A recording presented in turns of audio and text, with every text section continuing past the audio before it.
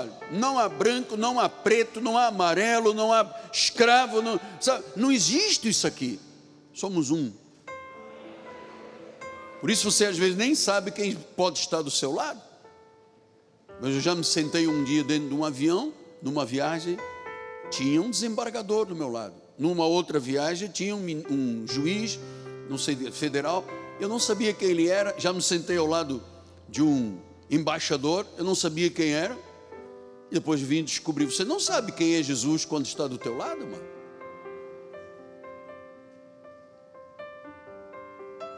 Então, Romanos 3:28 disse: concluímos, pois, o quê? Pois que o homem é justificado pela fé, independentemente das obras da lei. Independentemente, quer dizer, você pode fazer o que quiser com a obra da lei, é inútil, é fraco, porque é a fé que te justifica. Pela graça sois salvos mediante a fé. Isto não vem de vós, é um dom de Deus.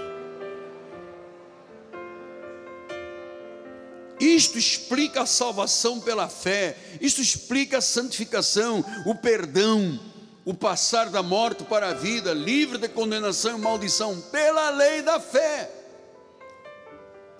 E eu vou lhe reafirmar, filho, o sacerdócio de Cristo é superior à lei.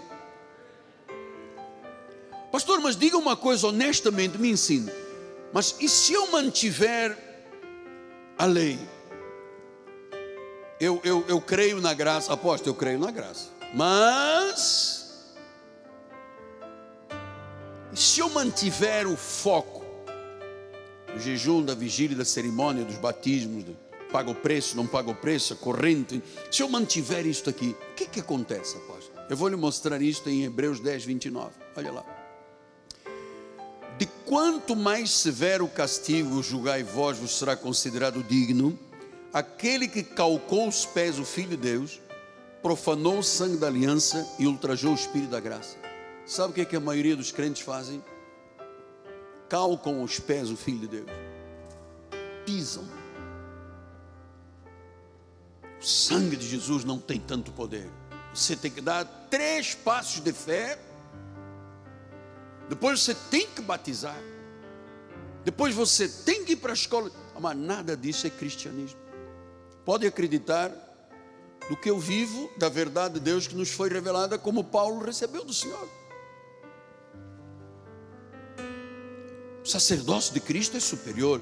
E quem não vive o sacerdócio de Cristo está pisoteando, está pisando, está calcando aos pés o Filho de Deus, está profanando o sangue da aliança que foi santificado, está ultrajando o Espírito da graça.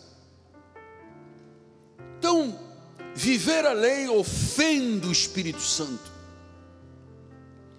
afronta o Espírito da graça, são obras mortas. Romanos 4:8 diz: bem-aventurado o homem a quem o Senhor jamais imputa pecado, jamais. Não é a igreja que tem que trazer pecado de volta para passar no batistério, não pode. Ou na Lagoa da Barra.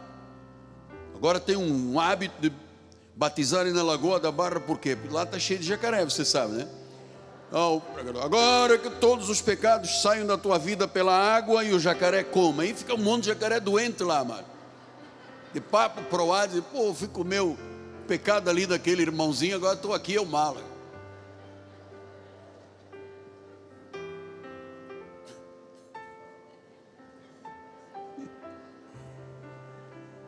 Amado, Jesus não imputa pecados.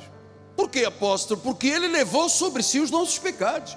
Ele nos justificou, Ele nos limpou, Ele nos trouxe perfeição espiritual, coisa que a lei não fez, era inútil e fraca. Romanos 5:10, o que diz? Porque se nós, quando éramos inimigos na carne, fomos reconciliados com Deus mediante a morte de seu Filho, muito mais, diga muito mais, estando já reconciliados, seremos salvos.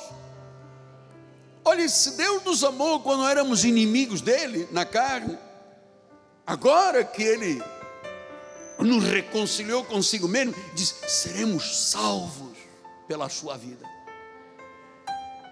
Versículo 9: logo muito mais agora, diga muito mais agora, sendo justificados pelo seu sangue, seremos por ele salvos da ira.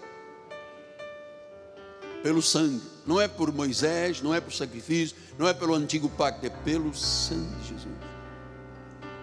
Pastor, e aquelas ameaças que nós ouvimos aí na rádio, nas televisões, cuidado, aquele pomo de Adão, cuidado, a grande tribulação, no dia final os crentes vão para o inferno se não estiverem preparados.